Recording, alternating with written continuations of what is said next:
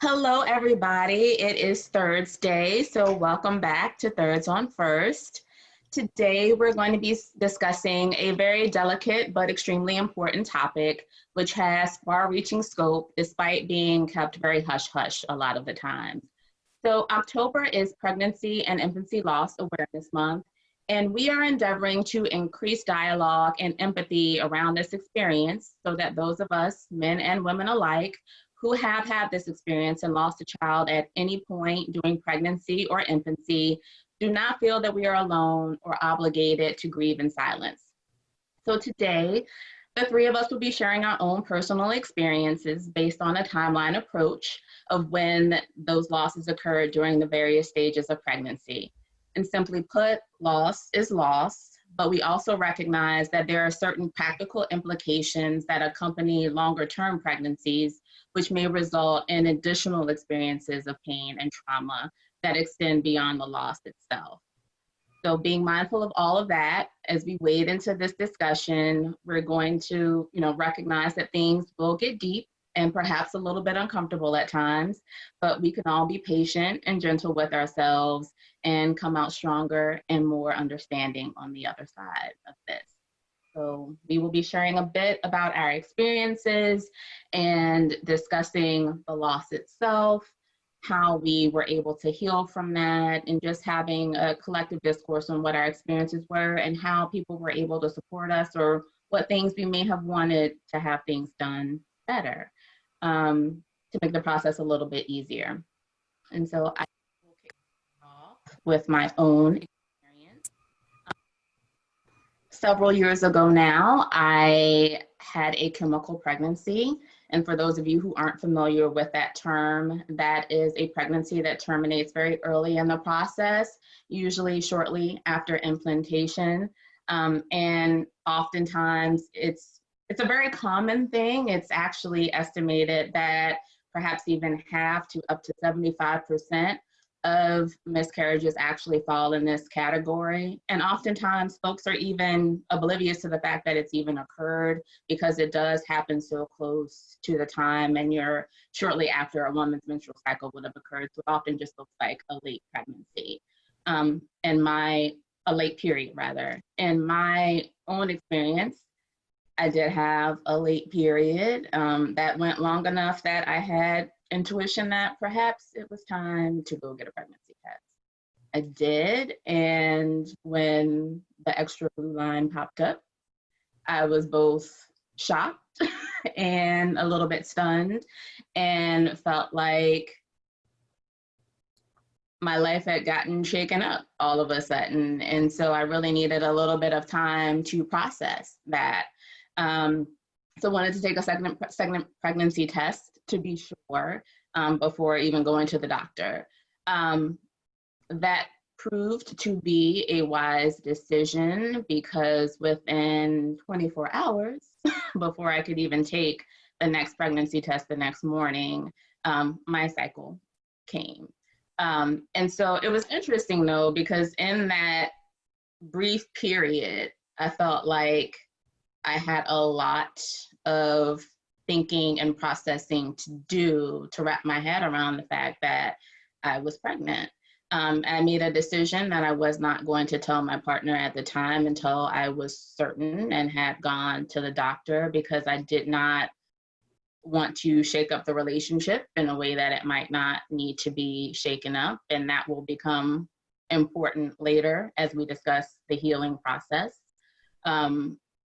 But I think in that time period, I had gotten myself prepared that I was, ready for the challenge and I was going to do whatever, it needed to take and I could be a good mother. And so when the loss happened, it was a bittersweet experience. On the one hand, from the relationship perspective, I felt like we didn't have to take that immediate leap. So there was a bit of relief there. But also I had gotten my mind wrapped around the fact that I would be a mother and there was a certain bit of excitement that was already starting to brew. And so there was disappointment there as well. I will briefly say that the way I dealt with it initially was all very logically. I knew that, miscarriages are a common occurrence. I knew that chemical pregnancies were a frequent occurrence, even though it's not often discussed. It's not something people wear on their sleeves. I had close friends, even my thirds, who had shared their own experiences. So it was something that I could logically process and say, okay, this is a thing that happens. You can just move on from this. My error was that I did not take the time to actually grieve it. I just dealt with it very logically and moved on. And that played an important role in my process later on, which we'll get into a little more depth as we go on. I think that's about. Thank you for sharing that. Would you be comfortable just telling us how old you were when this happened? So I was in my mid-30s at the time when it happened. That's something that we may touch on as we go, as well as, so many of us are having children later in life, and of course, the risks of pregnancy loss increase. Right. Yeah, you are. So I'd be happy to share my story next. So my husband and I got married in 2009, and I was 34 when we got married, and we made the decision that we wouldn't try to not get pregnant. We would just sort of, pull the safety net and see what happens. And so we didn't quite have a honeymoon pregnancy, but we did get pregnant maybe a month or two later. So brand new, just married, and we are already pregnant. And I remember vividly the day that I got the positive result, the pee on a stick, so peed on a stick, and Chris was still asleep. And it was kind of one of those like moments where you kind of hear like the room kind of goes silent, but you hear like this like ting, ting, ting in your ears, like, oh my goodness. To that point in life, I'd never been, trying to be pregnant or had really contemplated all of that. It was sort of like we had decided we were going to do it and let's just see what happens. And it was like, all of a sudden it happened. And so that was like, whoa. And so there was certainly a little bit almost shock before being happy that we were expecting. And, we quickly adjusted to that and found ourselves getting excited and about the idea of becoming parents, etc. And when you are early in your pregnancy, they will take your hormone levels. They'll check your hormone levels over time, and they are supposed to double over time, or like every 24 hours or something like that. And as they were testing mine very early on, and I mean, this is like around, 6 weeks or so, they were like, your levels aren't high enough. They're not doubling like they should. And essentially they told me that I was miscarrying the child. And so that was just, it was almost like someone took the wind out of me when I was hearing that. And because of how far I was, which still wasn't that far, I did have to go in for a D&C procedure. And so I had to Google it before I got on. It is dilation and curettage. And it's the same process, actually, as I understand it, that's followed in an abortion. So essentially, you go under, they put me under general, and I can remember laying in the bed before going in, and the nurse asking what I was there for, and I explained, and she said that happened to me too. And to that point in my 34 years of living, I had not, number one, had not really had the occasion to have to think about pregnancy loss, but number two, it just hadn't even occurred to me to that point that, I really wasn't alone. I felt I had felt like no one understands what this is like. And that was like the first somebody outside of my circle who said, I know what you're going through. And so I did that. DNC, they put me under general, came out, and I remember vividly laying in the bed, the hospital bed, and they wheel you out because it's outpatient surgery. They wheel you out, and it's female surgery. So there are people there having all sorts of things. It's not all pregnancy related. Someone may be having a hysterectomy or having polyps removed or what have you, and you're just in these bays recovering. They weren't separate recovery rooms. And so I wheeled out, and the first thing I remember is one of the nurses was putting my socks on, and it was really tender because she was like, look at these pretty toes you have. My toes just happened to be painted. And, she put on my socks for me ever so sweetly. And it was like someone just showing me kindness in that moment was really appreciated, and just being gentle with me.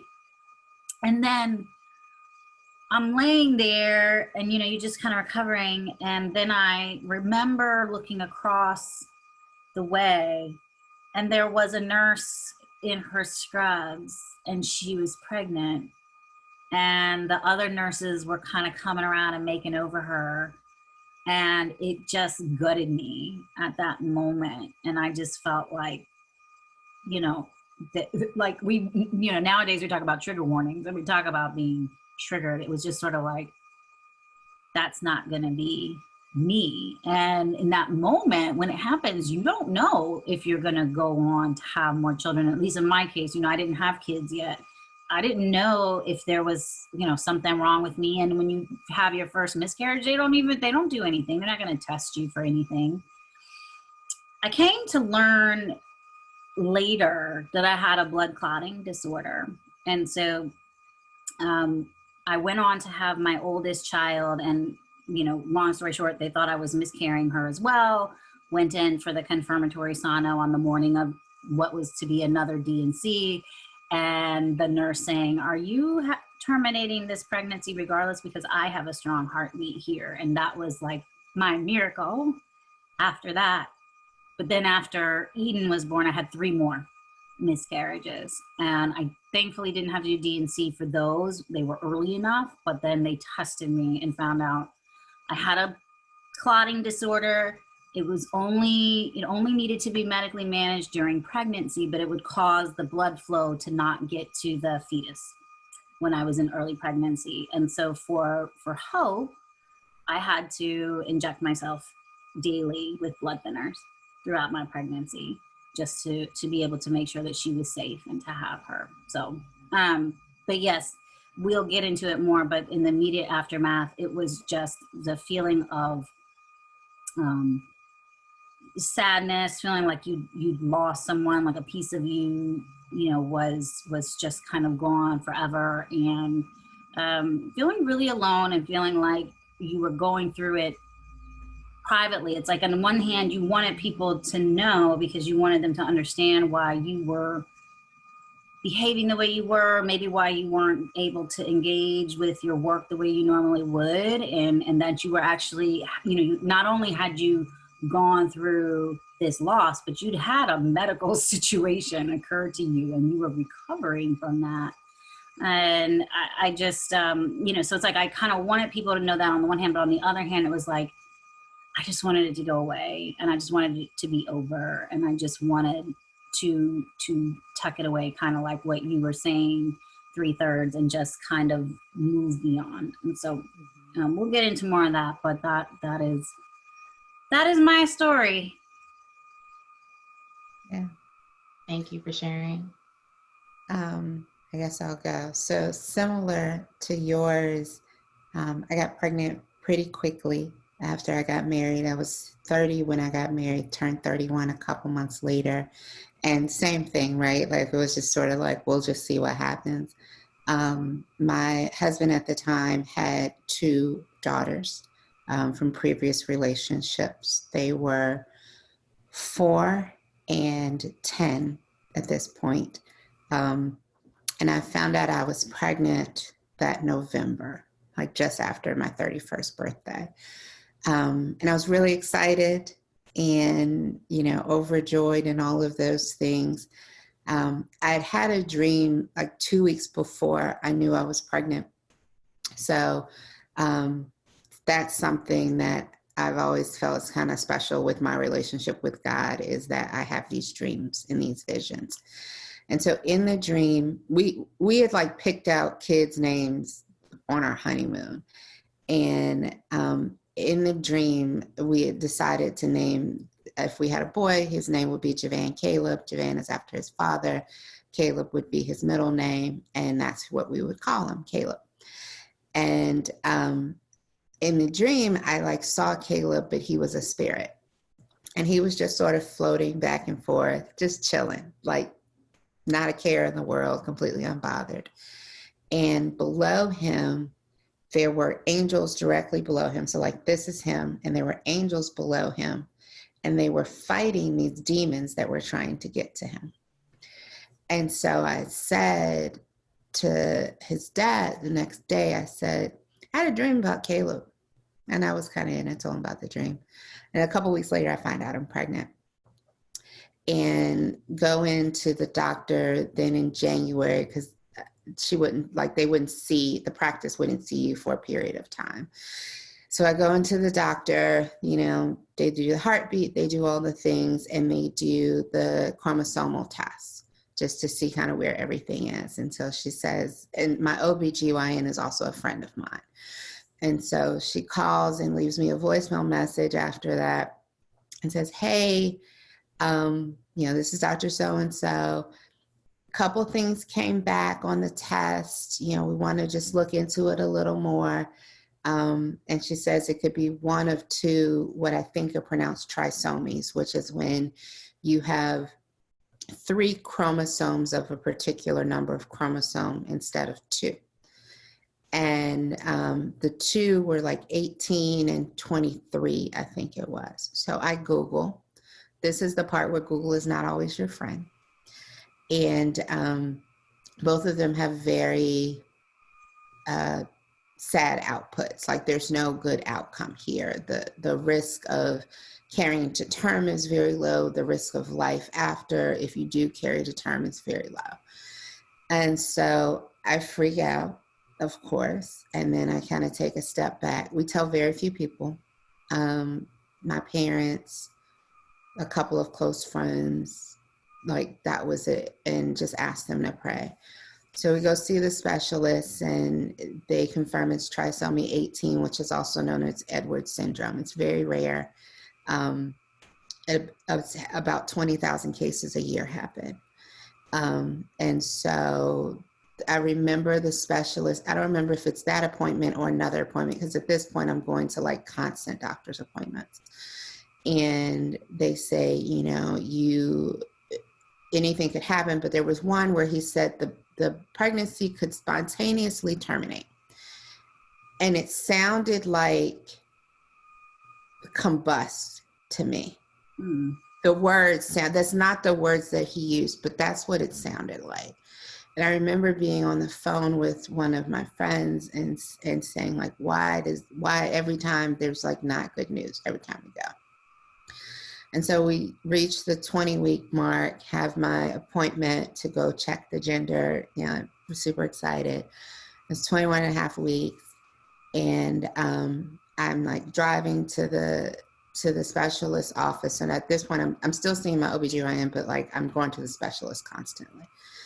And my husband was like running late, and I am pissed, right, that he's late. And so we get in, and they're like, do you want to wait? I'm like, let's just get started. So we get started. I'm like, he should be on his way. He's not answering his phone. Like, I am livid. And I'm like trying to be chill. And she says, well, do you think he's close? Like, she put the gel on. She's like, do you think he's close? And I'm like, he should be. And I'm still calling. He's not answering. And finally he comes in. And she says, so I wanted to wait for your husband because I need to tell you that this baby has died. And that hit different. I don't know that I've ever told this full story all the way out.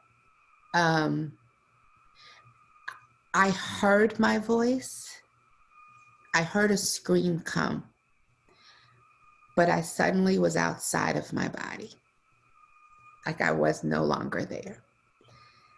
And I remember her saying to me, you know, is it okay if I pray with you? And I think he said yes. And she prayed, and I'm forever grateful to that nurse who I know did something that was not normal protocol for that. The doctor came in. I can't tell you what he said. I don't remember. From that point on, I was in a complete daze. I remember calling, my doctor was actually on vacation that week. I remember calling to her office, and they called me right back because it was after hours at this point. And I said, I don't, they told us what our next steps were, but I didn't hear anything he said. And so the options were to just wait and kind of naturally it's almost like naturally having a miscarriage, but not, or to go into the hospital and literally deliver. So I chose the latter. And we went to the hospital the next day. That was on a Friday. We went to the hospital Saturday morning. And I went in to deliver. I was induced. I went through labor. I had IV anesthesia that actually I had an allergic reaction to it, and started feeling like I couldn't breathe. And then Caleb was born just after midnight on April 5th. And that was in 2009. It's 11 years ago. And I know we'll talk about kind of that process afterwards. I've never seen him. I never saw him. His father saw him. I held him. They wrapped him in a blanket, and I held him. And I talked to him. And the hospital did a couple things. I brought one of them with me.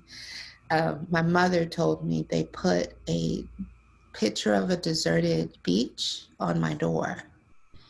And that is a symbol to the rest of the staff that, you know, yes, it's a delivery, but it's not a live delivery. And today's the day helicopters fly past my house. Just the thoughtfulness of that meant a lot. Because I was still in the maternity ward. Right. And so the other thing is they gave me a box, and it's got little cars and stuff around it, and a little blue bow. But in this box is a little card with his birthday, and he was 50 grams and 5 3/4 inches. There's a measuring tape that marks off exactly how long he was. There is a bracelet that they made with his name on it. There's a baby blanket. There's a guardian angel pin. And they gave this to me before I left the hospital. And I keep it. And I usually keep it closed up. I probably go in it maybe once a year. Not always on his birthday, but I think about him a lot. But a piece of me broke that day in a way that is indescribable. And time doesn't make that easier. And so I'll stop there because I know we're going to have more conversation, but that is my story. Yeah. Thank you for sharing. It's okay. It's okay. It's okay. I'm so sorry that you had to experience that. But I am grateful for you sharing your story, and I think it will mean so much to women out there who maybe are experiencing something like what the three of us have gone through. I think it will mean so much to them to know that you can go through that and you will be changed, but you will get to the other side, and life is not over, and you'll carry it with you, but you're not alone. Mm-hmm. Mm-hmm. Yeah, I think that is probably the most important thing, is knowing that you're not alone. It's this secret club that nobody knows about until because in my mind, right, like you grow up, you get married, you have kids, like, you follow this like plan and it's all super easy. In reality, 1 in 4 women will experience this in life. Right. And here the 3 of us are. Right. Having all experienced it. And it changes you. It really changes you. I feel like it just like you said, it is almost like it's the loss of a child, the death of a child, but also kind of the death of your innocence. Mm-hmm. And in our cases, 1/3, you and I, we were just having these budding marriages, and everything is new and fresh, and it's like spring, and then to have that crop up so early, it just, like I said, it just takes the wind out of you, and it's like, this is not how it's supposed to go. And I know for my marriage, it had a profound impact, an incredibly difficult thing for us to deal with. And we did view it as teammates and friends and partners. At the same time, it's still, I know, just was such a wound to us in our marriage. Yeah. I mean, mine was similar. I would say, like, when I found out I was pregnant, I remember the night we were on our way we were going to DC to a Wizards game, actually. And I had taken the test before we left. I didn't say anything because even though we were a few months in, like, we weren't in a good place. Like, there was stress and tension and all kinds of stuff happening. And then I wasn't in a good place from a work perspective. I was under a lot of stress there, and it was just like, is this the time? And I mean, it's no secret I'm divorced, so our marriage did not sustain. We were married another 6 years before we divorced, but the pain of that, and for me, I felt like I navigated that alone. And we had conversations later about that, probably about four years maybe after that. And he acknowledged, like, I wasn't there for you for that. And I recognized that he was dealing in his own way, but what I would also, for me, what exacerbated is, anybody who knows me well knows I say I have three kids, because I have 2 bonus daughters. And they, at the time, having them at the house was a joy, but also it was really hard emotionally, because for me, it felt like a reminder of something that he had that I didn't, because they are not my biological children. Mm-hmm.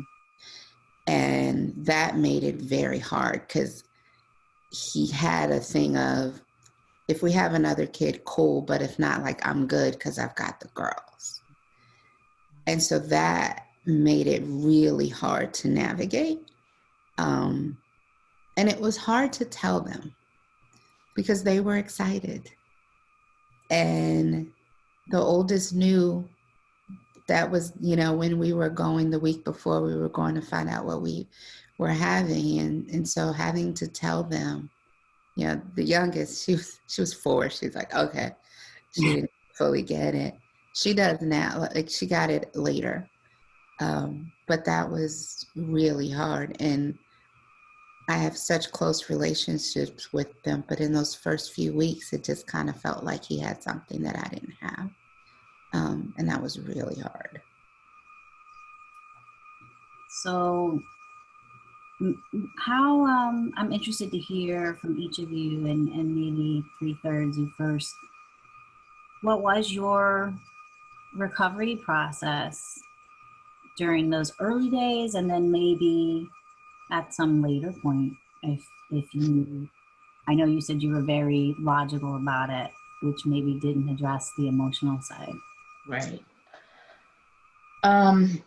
In the early days, there really wasn't a lot to it. It was all logic. I was being very rational about it. I think I probably gave myself one good cry, and I decided I was not going to tell my partner at the time because the pregnancy itself had terminated, so that was a non-issue for the relationship. I also felt as though in that brief period, the relationship was not going to likely sustain it. From my perspective, I thought we would both make good parents, but I did not think that the relationship had the foundation it needed to survive. Raising a child together. And I just decided to protect myself in some ways, to protect the relationship in others, and to just keep the sadness from him. I wasn't going to say anything. I was just going to let it be something that happened and move on. And that worked for a while. I think I threw myself into my work even more. I also used it as a bit of a wake-up call to try to work on like building a stronger foundation for the relationship. And also to try to work on myself. I think for me, it became this kind of second chance at life. I realized I had been in a period where I had come off of meeting a lot of goals professionally, but then I kind of didn't have a clear picture of what I wanted for my future relationally. It was just kind of on cruise control, just kind of, the saying, if you don't know where you're going, any road will get you there. It was just like, okay, like, we'll see when it comes up. Like, maybe, like, I think this relationship could work. But then, like, when that happened, I was like, no, this has exposed, like, this has really made you wake up. You can't just, dial it in. You've really got to look. You've really got to make choices. And it became one of the first points in a long time. It was almost like, it was like Encyclopedia Brown books where you have to like pick a path and you're like, our hero is at this point. Should they go left? Should they go right? And I was like, no, like, you've got to wake up. You've got to stop just traveling on the straight road, and you've got to make the decisions you want for your life. And so I started making more and more decisions and being more aware, but I still never dealt with the loss. It was just something I had boxed up. And honestly, when 1/3 talks about like not hearing what the doctor says, and I know that there are details, like I cannot tell you what day it happened. I cannot tell, I can see myself going through the process clearly, but I have boxed off certain details. And it's like when I stored it away, I still can't pull all of the memory out surrounding it. Later, years later, I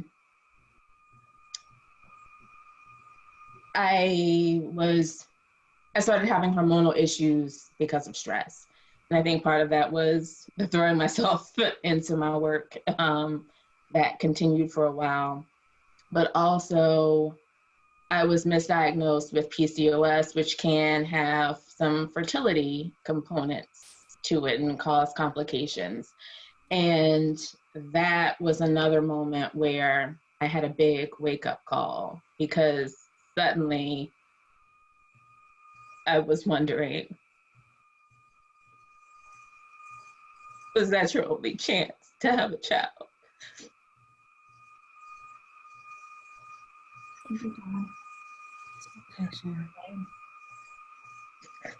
And you lost it.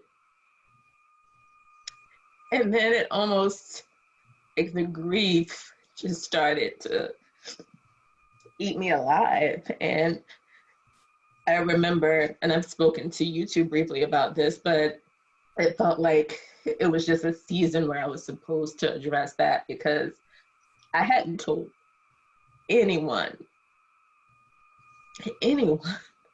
Like, so not even just him, like, no one knew. I just was like, it happened. It's a thing, just move on. And at that point, I felt like every time I turned on the TV, there was someone who was either having fertility issues or going through IVF, or who had just had a miscarriage. And I'm sitting there with family or friends and watching these shows and just kind of suffering in silence.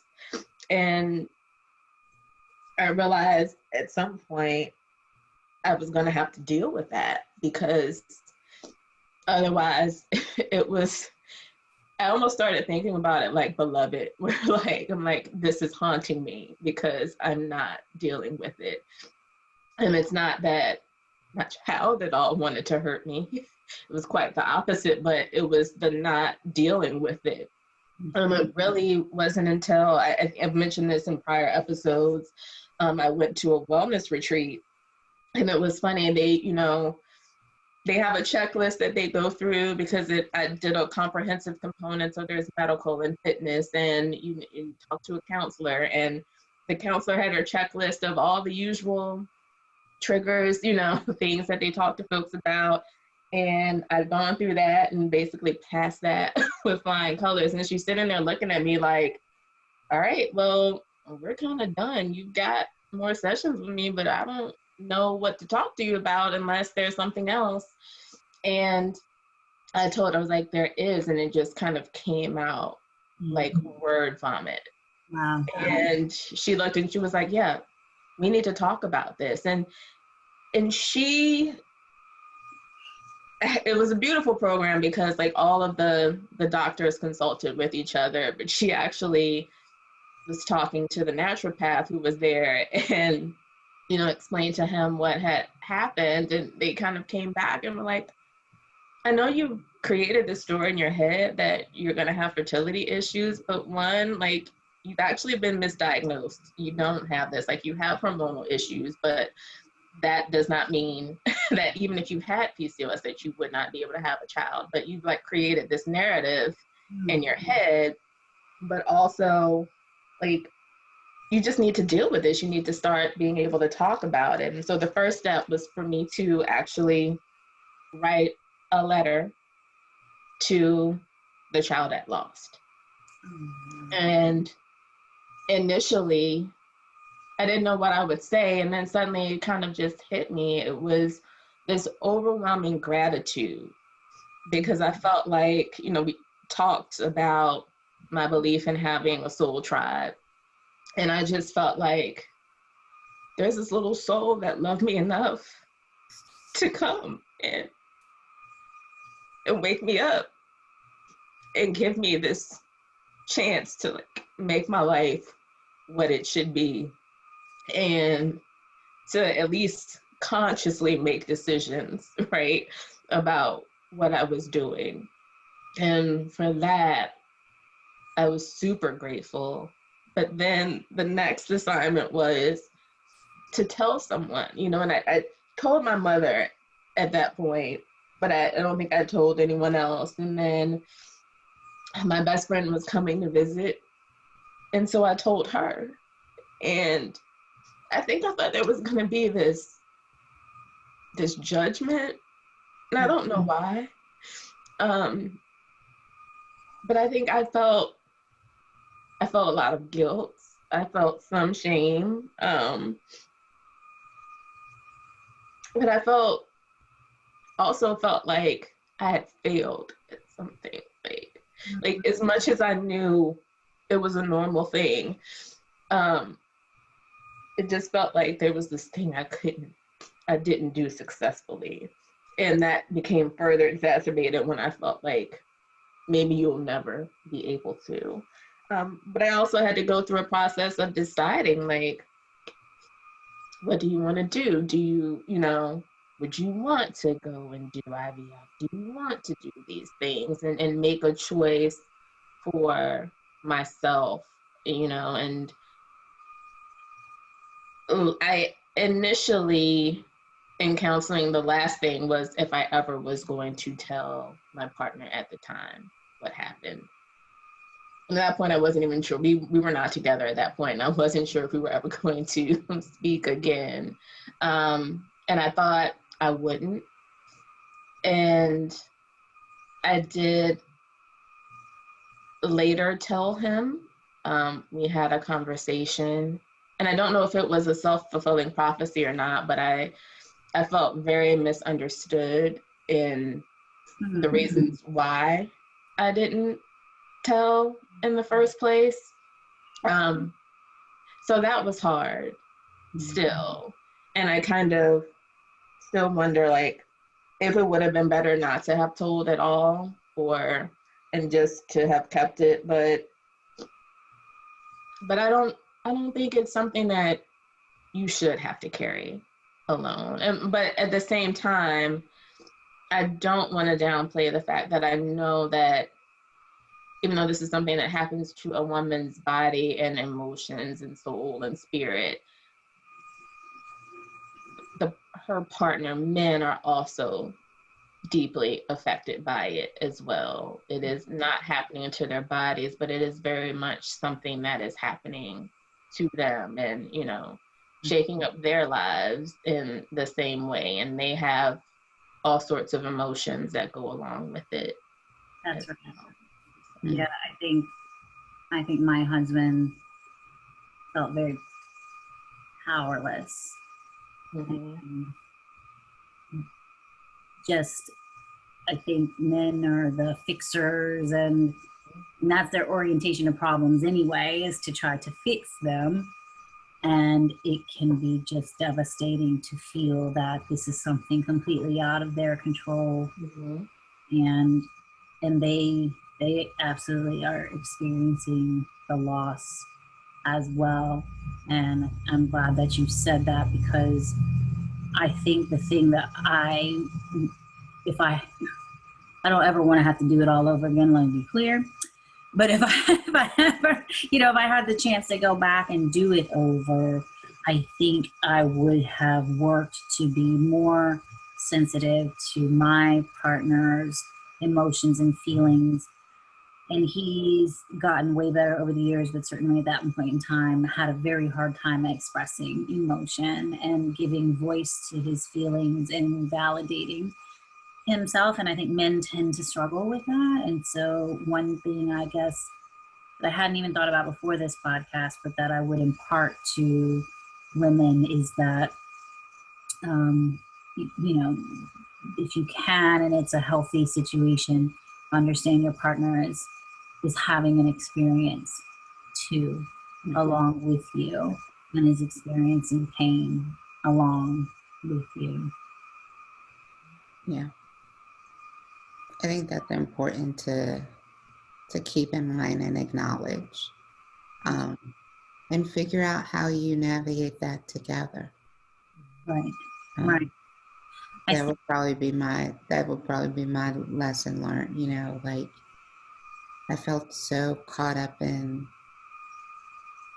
my own head and emotions that I didn't take the time to think about what he was experiencing or how he was processing it, because it seemed to me that he was just going, he was fine and he was going on about his own way. And I don't know that we ever had enough of an in-depth conversation for me to know otherwise, but I believe that hit deeper than I ever understood or realized. Mhm. And it's, you know, we sort of said it a little bit earlier too. This can take a tremendous toll on a relationship. And so it's just something to be cognizant of. And, you know, the way I dealt with my loss was I'm a doer. And so as soon as I had the green light to do, there was the fertility monitor, and it was like, it's time, let's do it right now. Like, we are going to fix this. And I think that was super damaging too.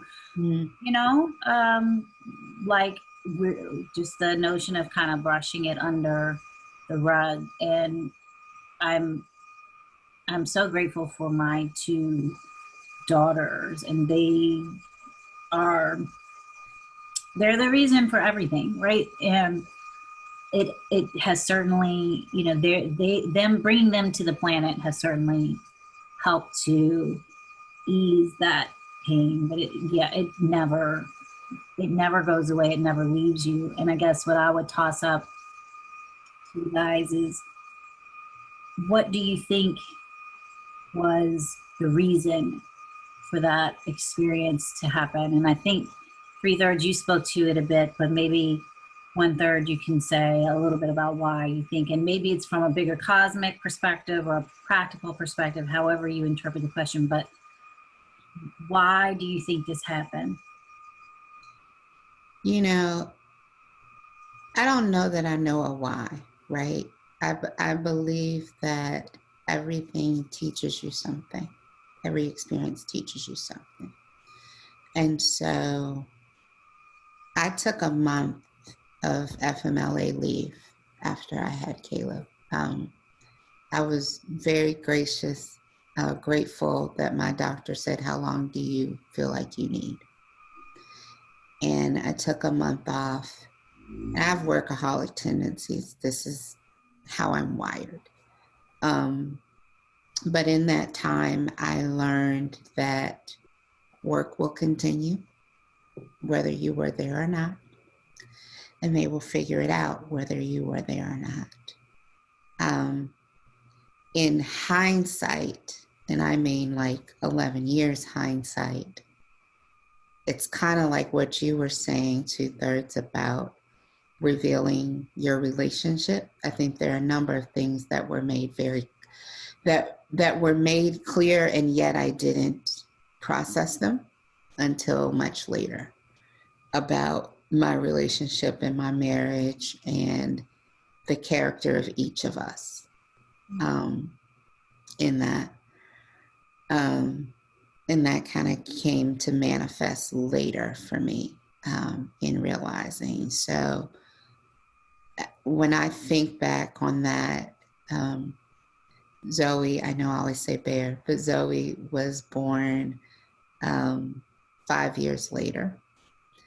And she came at a time that was right after a period of, we don't know if this is going to work. And then not even 2 years after she was born, it didn't work and we were no longer together. But what I found when that happened, and this gets back to your question, was there was a point in the first trimester where one night he was like, "I can't do this anymore," and like starts to leave. And I was actually asleep, and I said, "You can figure out what you need to do. I'm not chasing you. I can still see myself standing on the stairs." And I said, "But be clear that we won't survive the loss of another child. And I'm not chasing after you, because my determination at that point was, I am not going to stress myself out over things I can't control. Mm-hmm. And that is a big lesson. I've spent the first half of my pregnancy with her nervous, even though her tests came back fine. I was scared, because until you get past that point, it's just a nervousness that comes. I have learned both from Caleb and Zoe to be present in the moments and to embrace the moments and to not take life for granted.